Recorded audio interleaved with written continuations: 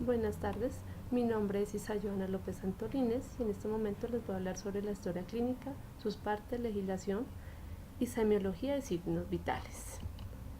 La normatividad de la historia clínica. La historia clínica es un documento privado reservado y obligatorio en el cual se debe registrar de manera cronológica los sucesos, procedimientos médicos realizados por los profesionales que intervinieron en esto. Su normatividad consiste en la Ley 80 de 1989, donde se hace necesario expedir las normas correspondientes de diligenciamiento, administración, conservación, custodia y confidencialidad de las historias clínicas conforme a los parámetros del Ministerio de Salud y del Archivo General de la Nación en lo concerniente a los aspectos archivísticos. La otra, la resolución 1995 de 1999, donde se establecen las normas para el manejo de la historia clínica.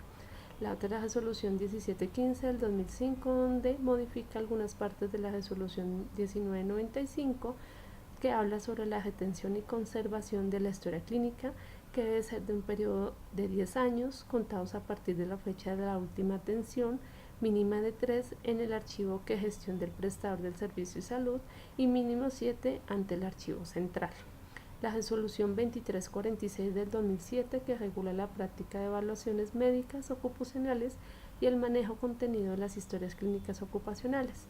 Y por último, la resolución 839 del 2017, que modifica también la resolución 1995-1999, que tiene por objeto establecer el manejo, custodias, tiempos de retención, conservación, disposición final de las historias clínicas. La semiología es la rama de la medicina que trata los signos y síntomas de las enfermedades, los interpreta, los ordena con el fin de llegar a un diagnóstico. La semiología comprende 4 partes. La primera es la semiotecnia, que es el conjunto de métodos de investigación utilizados para obtener o apreciar los signos y síntomas. La semiogénesis, que se encarga del estudio del origen de los signos y síntomas. La semiografía, que es la transcripción escrita de los síntomas y signos, y así se puede estudiar las características de estos mediante la utilización de gráficos. Y por último, la clínica propedéutica, que interpreta, reúne y ordena el conjunto de signos y síntomas a fin de integrarlos en un cuadro clínico para llegar a un diagnóstico. Las características de la historia clínica. Es única, cada paciente tiene un número de historia clínica, es integral, ya que consigna estado de salud o enfermedad, es confidencial porque protege la intimidad del paciente, es segura porque impide que llegue a cualquier persona, es disponible solo cuando lo requiere el personal autorizado. Las partes de la historia clínica. La primera es la anamnesis, donde se consignan los datos personales, el motivo de la consulta, los antecedentes de la enfermedad actual, la repercusión, los antecedentes personales y los antecedentes familiares. Existe también el examen físico, donde se maneja de la siguiente manera. Se hace por medio de la inspección, donde el médico realiza al paciente por medio de la vista y se debe contar con una buena iluminación. Después sigue el método de la palpación, donde se debe sentir con las manos durante una exploración física para determinar el tamaño, la consistencia, la textura y la sensibilidad de un órgano. Sigue la percusión, consiste que por medio del oído se debe de apreciar los fenómenos acústicos. La auscultación, que consiste en escuchar de manera directa por medio de un instrumento como un estetoscopio el área torácica o el abdomen para valorar sonidos que producen los órganos. Y por último, la mensuración, que se utiliza para medir el largo y el diámetro de los miembros para la preparación de las prótesis.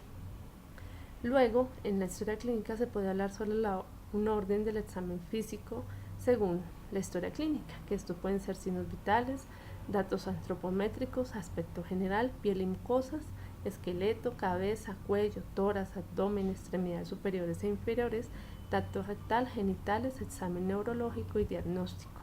El diagnóstico es donde identifica una enfermedad o cualquier condición de salud. El diagnóstico médico establece mediante el análisis a partir de los signos, síntomas y hallazgos de las exploraciones complementarias. El tratamiento son el conjunto de acciones a realizar por el profesional organizadas, sistematizadas. Estas pueden ser como indicaciones terapéuticas prescritas, dietas, cuidados, medicamentos, entre otros.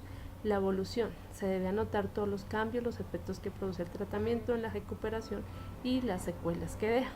La epicrisis es el resumen de todo el proceso médico que queda en la historia clínica y que también debe ser entregado al paciente cuando sale de alta o es trasladado a otra entidad de salud.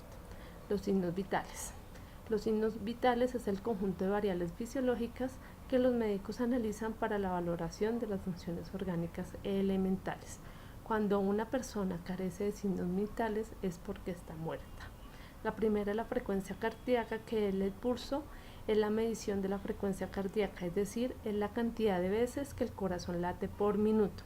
El pulso normal de un adulto sano oscila entre 60 y 100 latidos por minuto. La frecuencia respiratoria es la cantidad de respiraciones que la persona hace por minuto. La frecuencia respiratoria normal de un adulto que está en reposo oscila entre 12 y 16 respiraciones por minuto. La otra es la tensión arterial, que es la fuerza que ejerce la sangre contra las paredes de las arterias. Cuando se mide la presión arterial se registran dos números. El número más elevado es la presión sistólica, que es la presión dentro de la arteria cuando el corazón se contrae y bombea sangre a través del cuerpo. El número más bajo es la presión diastólica, que es la presión dentro de la arteria cuando el corazón está en reposo y se llena de sangre. Por último es la temperatura. La temperatura normal del cuerpo varía según el sexo, la actividad reciente, el consumo de alimentos y líquidos, la hora del día y en las mujeres la etapa del ciclo menstrual. La temperatura corporal normal puede variar entre 36.5 grados centígrados y 37.2 grados centígrados en un adulto sano. Muchas gracias.